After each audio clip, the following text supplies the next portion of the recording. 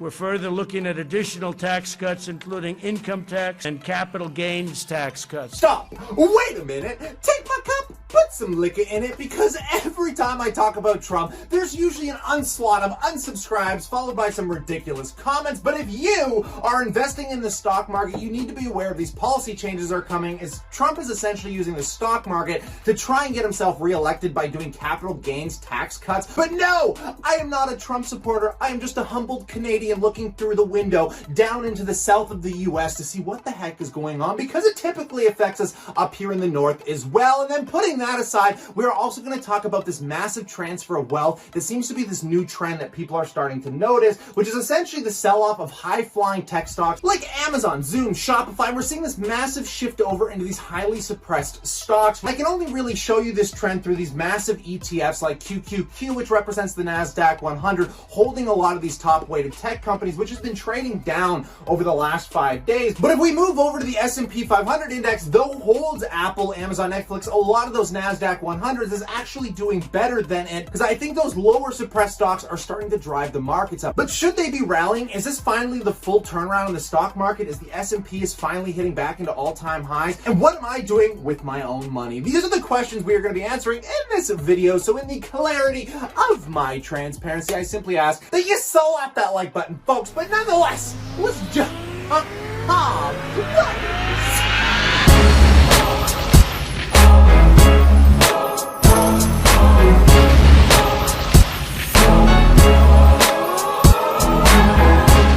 do have tax inequality. So we're going to be looking at income tax, and we're going to be looking at capital gains tax cuts on both, and maybe substantial. And we'll be reporting back fairly shortly on that. That's big news. That's big news, but very important. If you look at the stock market, it's great. If you have stocks in NASDAQ, you're higher than you ever were, including even this is still during the pandemic, the stock market, because they see such incredible things happening, smart people. The stock market is at almost an all-time high. We're just short of it, and NASDAQ is higher than it ever was. It's broken the record 14 times in the last couple of months. So 401ks are doing fantastically. I hope you kept your stocks. I hope you didn't sell. I hope you had confidence. Well, welcome back.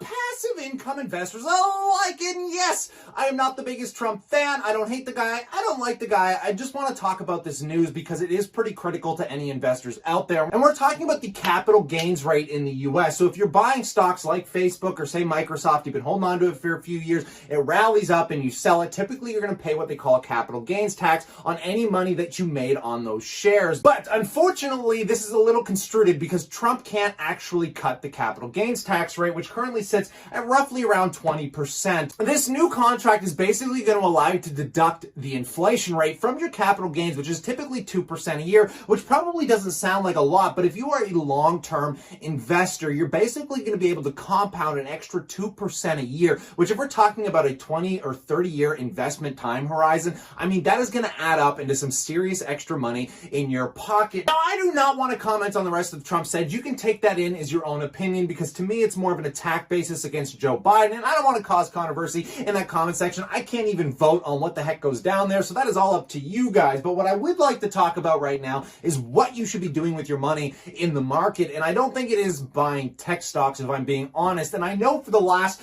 year or two, I have been jamming tech stocks down your throat when we're talking about things like Facebook, Apple, Microsoft, and even though if you don't have any exposure, I still think you should be buying them through things perhaps like QQQ to give yourself a little bit less volatility risk. And honestly, if it dips, you can continue to cost average in. But where money seems to be going right now, and if this is a trend that continues, you're definitely going to want to be aware of this, and you're definitely going to want to be picking these stocks up. And I'm talking about the suppressed stocks that have really solid brands, aren't going anywhere, and likely by next year we'll start seeing a recovery. And I've got a whole list of them here. But let's talk about some of the stocks first, because when we're talking about high-flying stocks like Tesla, they're finally downtrending, which is down 6% over the last 5 days. We have Amazon trickling down over the last 5 days. Heck, even Zoom finally crashing. These are stocks that just went to the bloody moon. The valuations have gotten out of control, and I think a lot of fund investors out there are finally waking up to this reality. And I mean, especially with things like Shopify, but only in the last few days with these companies have we started to see a significant sell-off. And then if we go to the other half of the world, and we're talking about things like MGM Resorts, Las Vegas, guys, still falling apart. MGM reported $1 billion loss. Compared to the same quarter in 2019, I think when they only lost $300 million, that was a company that is just burning through capital right now, up 32%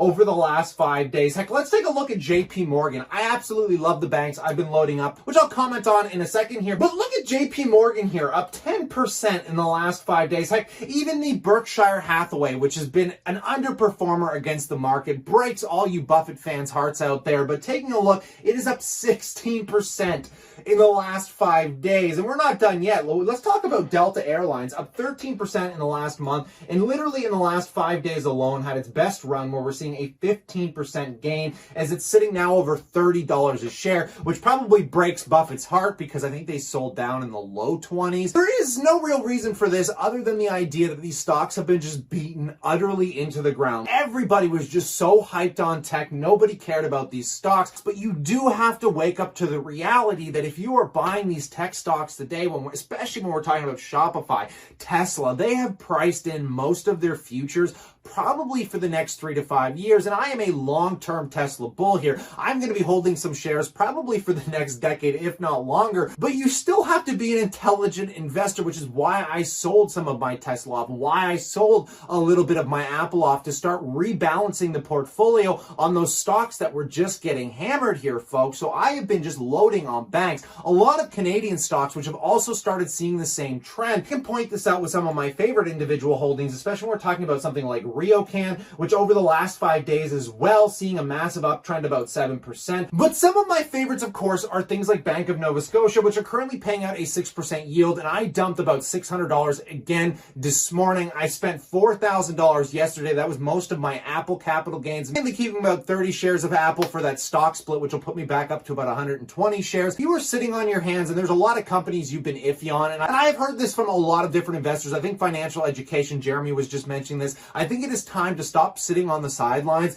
and start really directing your capital into these suppressed companies, but the good ones. I'm not talking about the junky ones. I'm not talking about these highly speculative, low cap companies. I am talking about these heavyweight companies that are going to be around for the next 50, 100 years. You could probably allow your grandkids to inherit these companies. And considering these banks right now are paying out yields that we literally haven't seen in over a decade, I don't know why people aren't more excited to be buying into these. Heck, some of you were even battering me, saying, why are you selling your winners? Why would you sell Apple stock? I mean, it's one of your best. The problem is for me as an individual investor, looking at my tech positions weighting over 40%, and like I just mentioned here, folks, unless those stocks can keep up an absolutely absurd growth rate, which seems a little unlikely, only exacerbated by the pandemic, pricing in probably the next few years of income. So, I mean, if you're buying Apple today, you're not getting a discount here, folks. I mean, you might be getting a discount 5 years from now if the stock continues to grow the way it's growing, but right now, where the real discounts are in these companies. Now, you have to keep in mind, I have over $60,000 in tech stocks right now, and my initial strategy was to be heavyweight tech and growth stocks. So over the next few years, I could slowly leverage them down to increase my dividend stocks, to get my dividends into a place where I can basically be sustainable, self-sufficient,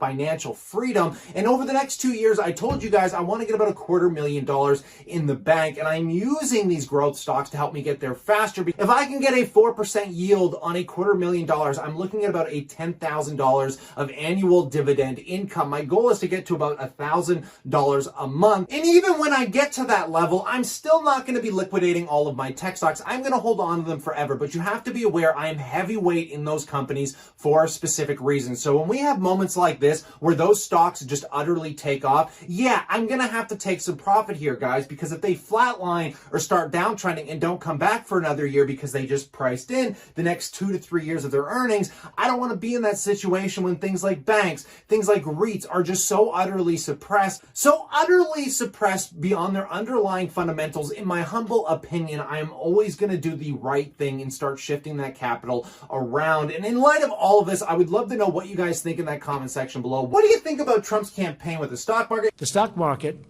which is not much of a problem because it's doing so well, but it would be actually much higher, is the possibility that these radical left Democrats could win. And if they win, we're going to have a crash. And I'd also love to hear your thoughts on, do you think this is an actual trend that is starting to happen now with big fund managers moving out of tech into these lower weight, beaten down companies? I'd love to know all of your opinions, guys. So stay cool, stay awesome, and I look forward to chatting to you tomorrow.